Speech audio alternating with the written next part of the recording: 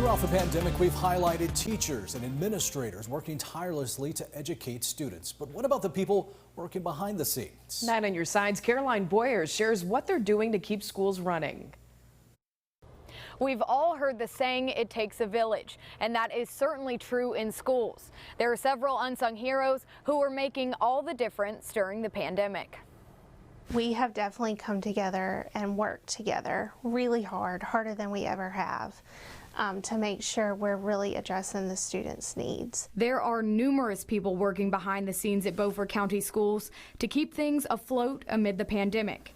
Anna Hodges is one of those people. I definitely wear many hats, I'll say that. And people say, well, what is your job? What do you do? And sometimes it's like, I don't really know. I do lots of things. Hodges is a counselor at P.S. Jones Middle School. Part of her role is making sure students have what they need to succeed. So we realized the only reason they're not coming to school is because they don't have clothes or they don't have school supplies.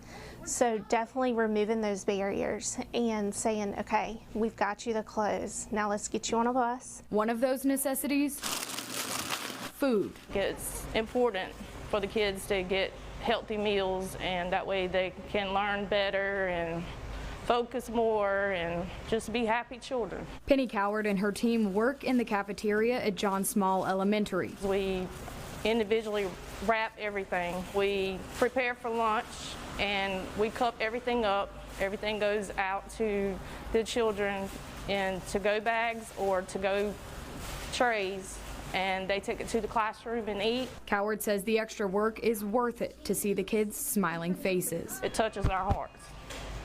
We do it all for the children. You'll find Daniel Roper walking through the halls of John Cotton Taylor with a big broom. The classroom has to be thorough clean now.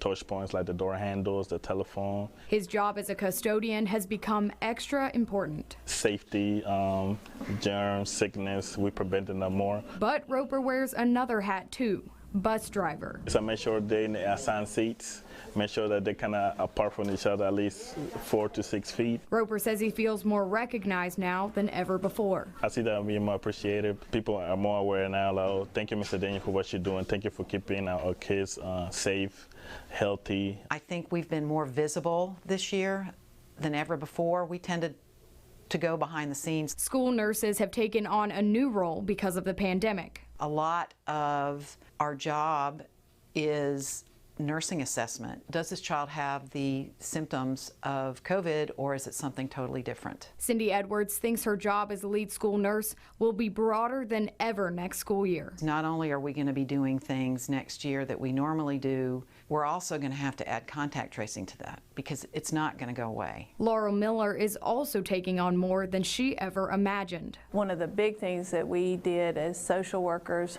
that we were not trained to do, and we never thought that we would have to do this, but we were tech support. And we were going out to houses and showing folks how to use iPads. But Miller says she doesn't mind the extra work. I want to help families and I want to help support people whenever they're going through a rough time or when they're struggling with things. If the pandemic has taught these educators anything, it's how to be flexible. We had to learn how to, make changes and not complain about what is not happening, how I used to do things.